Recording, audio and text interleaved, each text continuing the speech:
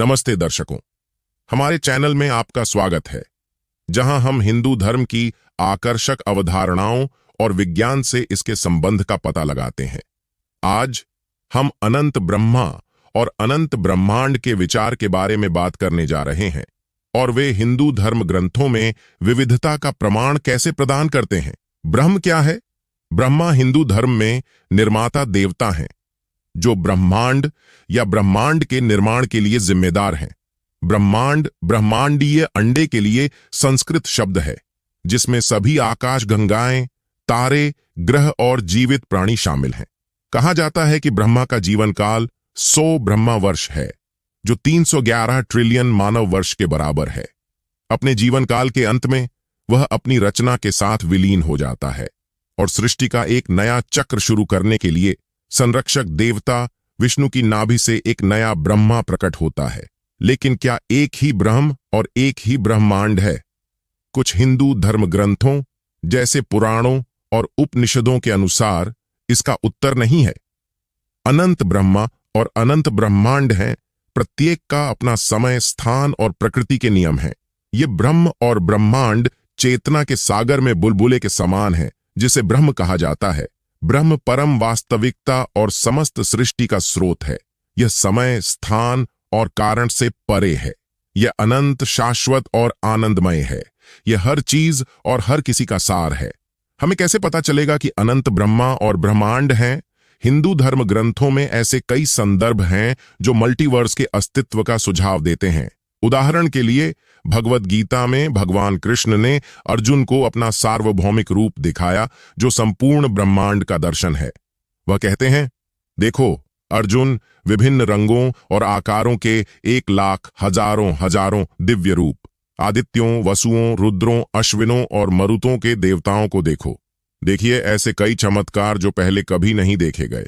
सारी सृष्टि को देखो, चेतन और निर्जीव और जो कुछ भी तुम देखना चाहते हो। यह सब मैं तुम्हें अपने शरीर के भीतर, अपने इस एक शरीर के भीतर दिखाऊंगा, परंतु तुम मुझे अपनी भौतिक आंखों से नहीं देख सकते। अतः मैं तुम्हें दिव्य चक्षु देता हूं, मेरी रहस्यमय ऐश्वर्य को देखो। भगवद गीता 11:5-8।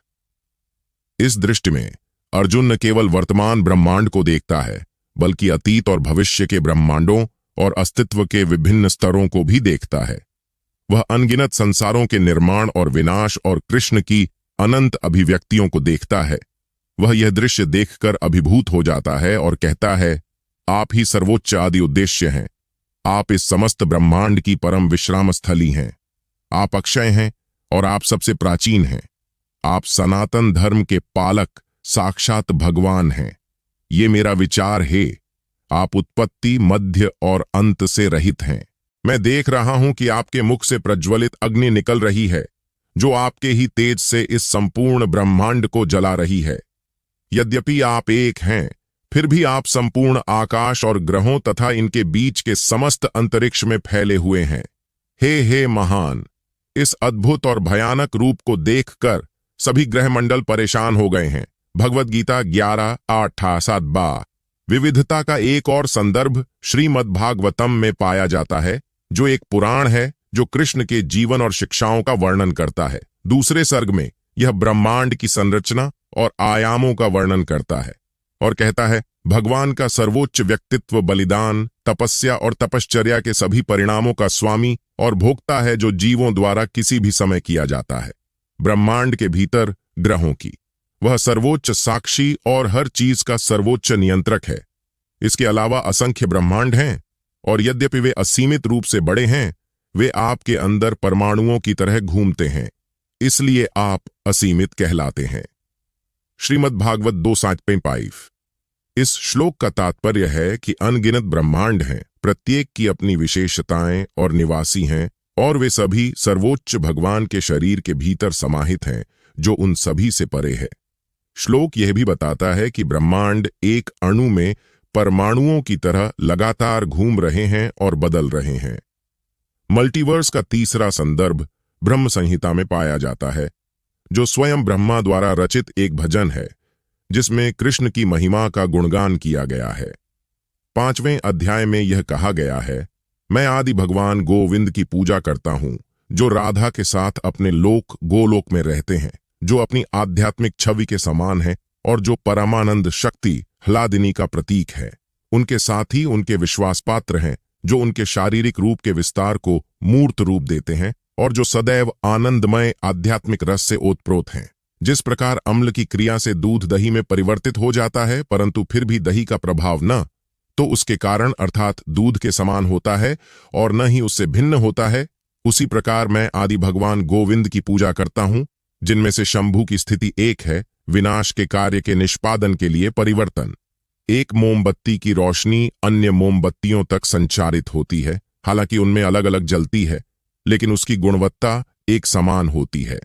मैं आदि भगवान गोविंदा की पूजा करता हूं, जो अपनी विभिन्न अभिव्यक्तियों में समान रूप से एक ही गतिशील तरीके से खुद को प्रदर्शित करते हैं।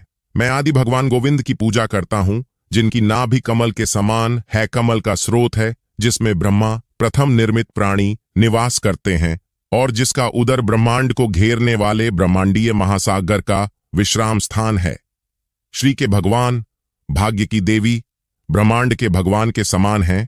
ये छंद कृष्ण के दिव्य निवास का वर्णन करते हैं, जिसे गोलोक कहा जाता है, जो सभी आध्यात्मिक दुनिया में सबसे ऊंचा है। इसमें शंभु या शिव की भूमिका का भी वर्णन किया गया है, जो विनाश के उद्देश्य से कृष्ण का रूपांतर है। इसमें यह भी बताया गया है कि कैसे कृष्ण ने खुद को विभिन्न रूपों में विस्तारित किया, जैसे कि विष्णु अवतार, जो भौतिक ब्रह्मांडों का निर्माण, रख रखाव और विनाश करते हैं।